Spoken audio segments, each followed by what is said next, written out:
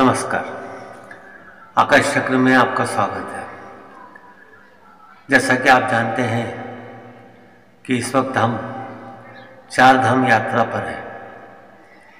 अभी तक हमने गंगोत्री, यमुनोत्री, हरिद्वार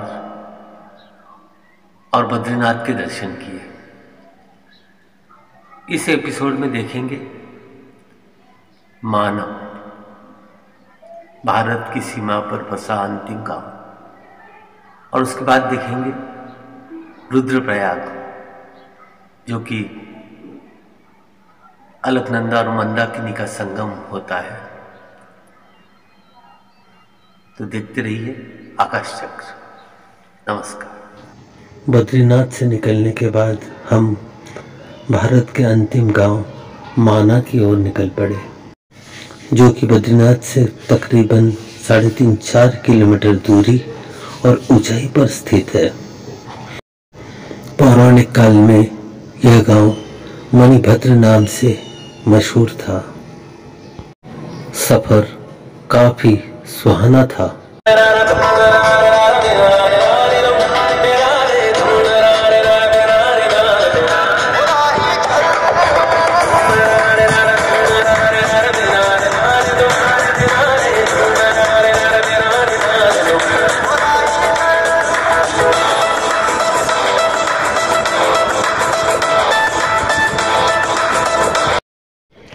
आप जब भी यहाँ आते हैं, एक प्राचीन, पुरातन और पौराणिक कालखंड में आने का एहसास हो जाता है।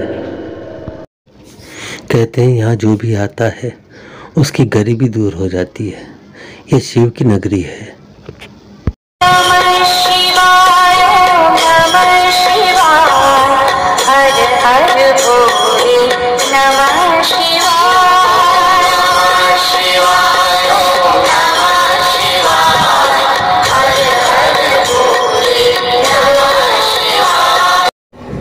यह भी जिक्र है कि पांडव भी स्वर्ग की दिशा में इसी रास्ते से आगे गए थे। उन्हें महादेव के भी दर्शन करना था। यहाँ से पास ही सरस्वती देवी का भी उद्गम है।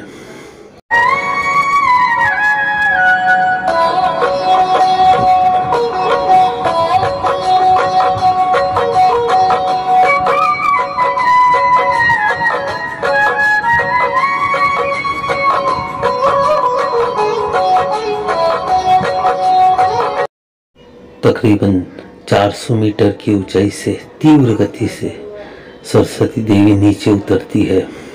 कहते हैं इस झरने की अगर एक भी बूंद आप पर गिर जाए तो आप धन्य हैं, और पापियों पर इसकी एक भी बूंद नहीं गिरती।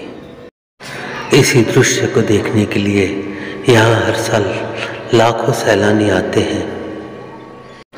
माँ सरस्वती ने तो पांडवों को भी रास्ता नहीं दिया था।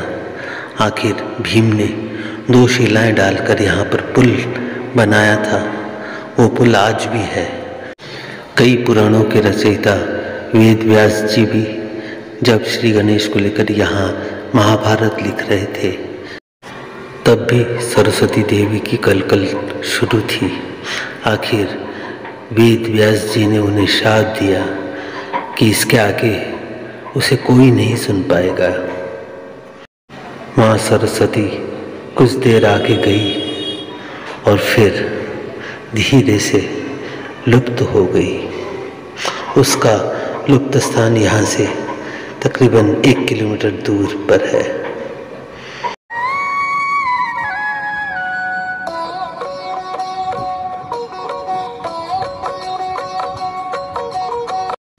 वेद व्यास जी की गुफा आज भी यहाँ मौजूद है। अब उसे एक मंदिर का स्वरूप दे दिया गया है, जहाँ उनकी प्रतिमा भी रखी गई है।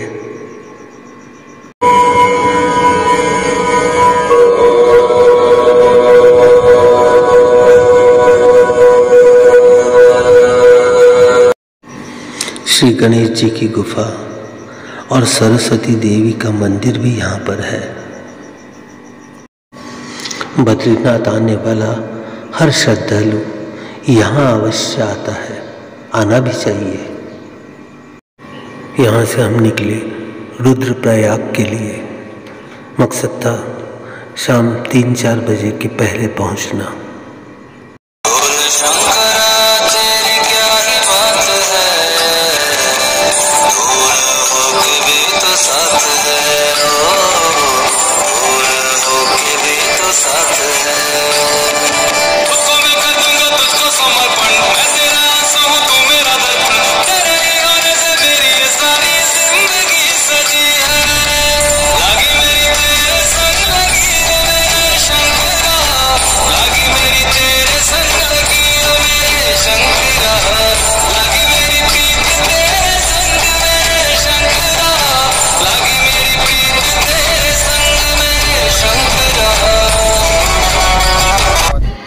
आखिर 3:30 बजे तक हम रुद्रप्रयाग पहुँच ही गए। बाजार सजे थे। यहाँ पर जगह जगह बीच रास्ते में भी आपको कई मंदिरें दिखाई देंगे, लेकिन बाजार नहीं, हमें संगम देखना था। कोटेश्वर महादेव मंदिर देखना था और भी बहुत कुछ देखना था। रुद्रप्रयाग ये देवर्षि नारद की तपोभूमि है। यहीं पर उन्होंने एक पांव पर खड़े रहकर भगवान शिव की आराधना की थी। तब कहीं प्रसन्न होकर भगवान शिव ने उन्हें रुद्र के रूप में दर्शन दिए थे। रुद्रप्रयाग ये संगम की भूमि है। यहीं पर शिव और नारायण का संगम हुआ था। यहीं पर मंदाकिनी आकर अलकनंदा से मिलती है। यह है मंदाकिनी और यह है संगम स्थान। संगम को अच्छी तरह देखने के लिए आपको नीचे उतरना पड़ता है। यह है अलकनंदा और यह है मंदाकिनी। नीचे उतरने के बाद आप संगम को अच्छी तरह देख पाते हैं। इसे सांस बहु का संगम भी कहते हैं। केदारनाथ से आई हुई मंदाकिनी काफ़ी इतराती है, इठलाती है, और बद्रीनाथ से आई हुई अलकनंदा काफ़ी शांत है।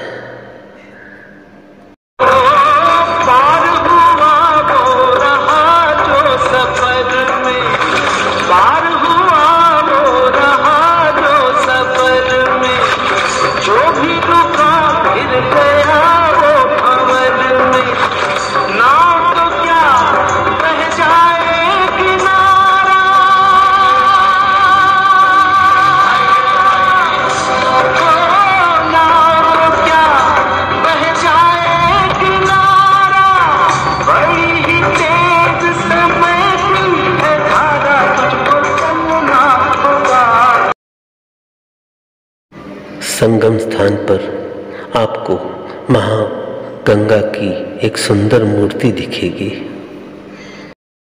यह है यहाँ का प्राचीन मंदिर, कोटेश्वर महादेव मंदिर।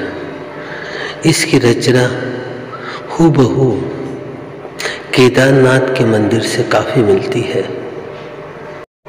यूं तो देखने के लिए और भी बहुत कुछ है, लेकिन हम निकल पड़े अगले सफर पर।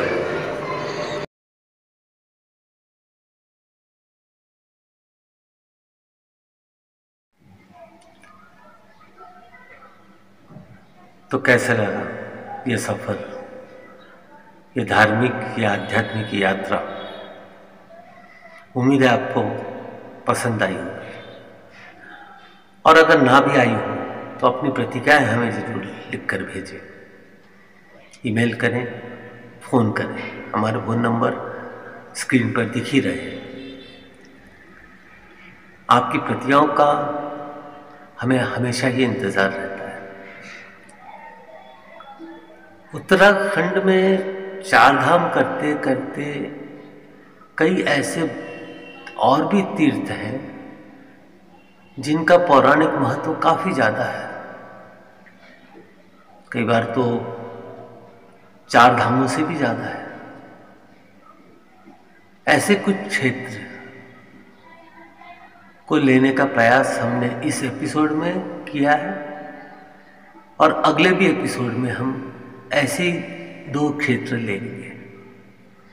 एक है धारी देवी, जो कि पूरे उत्तराखंड की संरक्षक देवी करके जानी जाती है, जिसके स्पर्श मात्र से 2013 में पूरे उत्तराखंड में, खासकर केदारनाथ में, ये नैसर्गिक आपदा आई थी।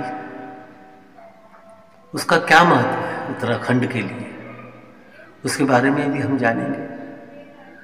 तो देखते रहिए आकाश चक्र। नमस्कार।